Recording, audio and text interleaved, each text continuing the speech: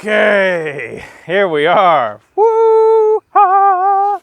So, if you can't tell by the stupidity that you just saw, I am extremely excited about having my Husqvarna 55, at least for now, finished.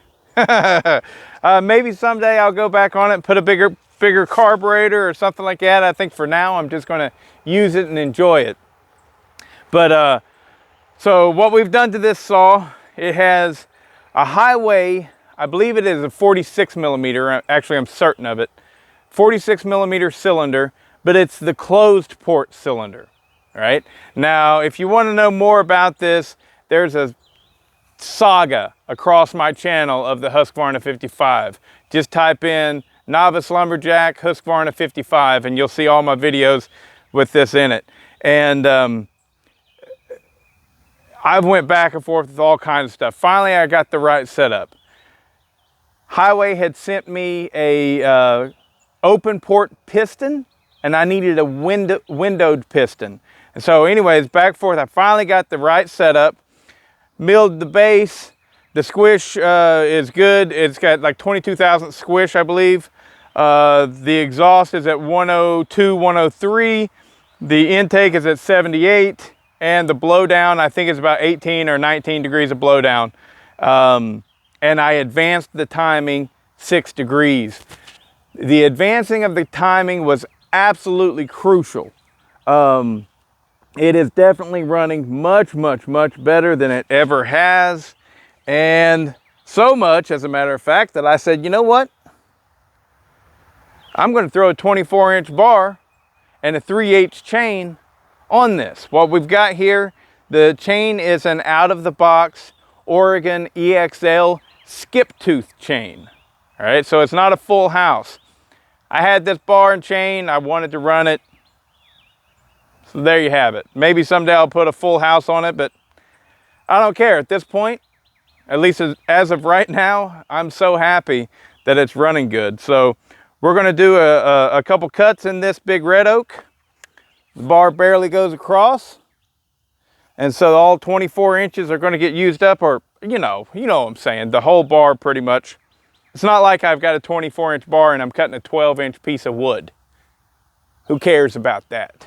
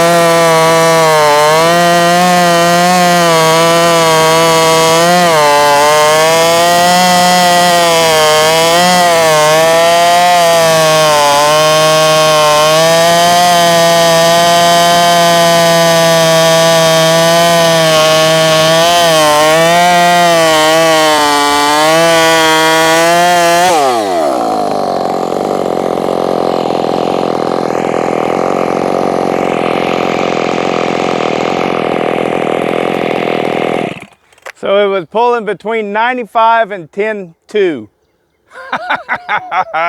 Now I know it'll make a difference if I didn't have a skip tooth chain on there, but I do.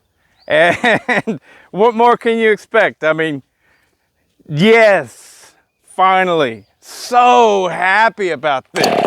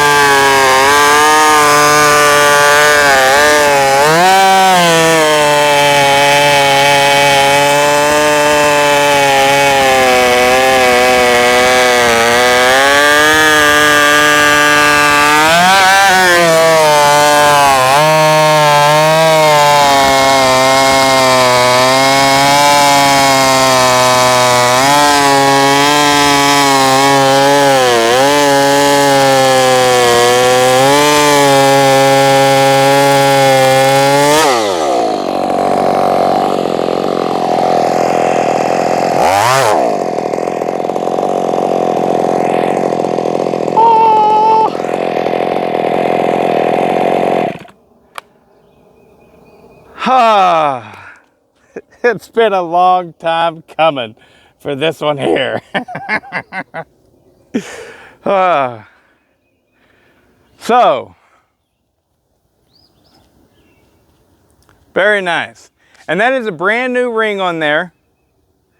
So it still has to break in. You know, I've ran 1 tank of gas through it with that ring on it. So yes, that, to me, that is extremely impressive to finally get here. It's not a screamer. It doesn't want to get up in the RPMs. I don't think that I could get up in the RPMs without getting a bigger carburetor on there. But you know what? I don't care. It's got great torque. I did not have to baby it through that cut. I mean, I couldn't cram it through the cut, but I didn't have to baby it, that's for sure. That it ran good, it pulled through that, no problem. And I think that it would do well with a full comp chain as well. I mean, clearly it's probably gonna be able to pull the skip tooth easier, of course, but I think it'd do fine with a full comp chain. Very happy with that, very, very happy with that. Now I can quit worrying about trying to get everything out of it as I can, and I can just enjoy the saw, you know, just enjoy the saw. This is my 55 that I'll be keeping, and at this point, you know, I'm good. I'm not going to race it. I don't care if it can't run with a 550 Mark II. I got this saw at my local shop in Palmetto. I think they're called Lawn and Mower, literally. But look for a Husqvarna dealership in Palmetto, Georgia, and you'll know who I'm talking about. But it was missing a few parts. It had a burnt up cylinder, and I got it for 50 bucks. It's actually in really good shape. It's just kind of dirty. But for the past, I want to say 2 years, off and on, I've been going back in and out of this thing. Whenever I first ported it, this was the first thing that I ever ported. And I thought that it was screaming, but the reality is I didn't have another one to test it against. And I find that to be the case with most people, myself included. Of course, I did it with this thing. Whenever you just simply run a saw that you've done some modifications to, we are inclined to think that it's amazing because we want to think that the work that we did was great. It's really difficult to look at it objectively and say, well, how good is it actually? So that's why it's so important to be able to measure it against previous results, whatever that may be. Like you saw me with the tachometer, right?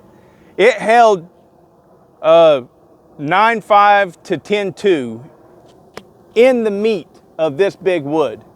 And yesterday, just yesterday, with an 18-inch 325 setup, it wasn't able to hold 9,000. Actually, I'm sorry, it wasn't able to hold 8,000 in the cut.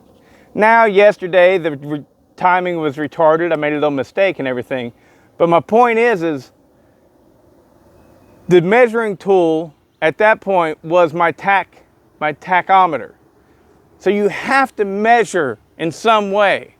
Most people, including myself, tend to measure in timed cuts, right? And that's fantastic. That's a great way of doing it. But you can't just simply make the changes and know, oh, well, I got 30% more power out of it. Psh, did you? Because why? Because it's loud? Because it's louder? Come on. So, yeah. She runs good now. I'm pretty certain, even with torque, it's not as strong as my Red Max 5000. It's definitely not going to be as strong as the Thunder Kitten. But it does cut good. It does cut really, really good, and I'm really happy right now. I hope you enjoyed it.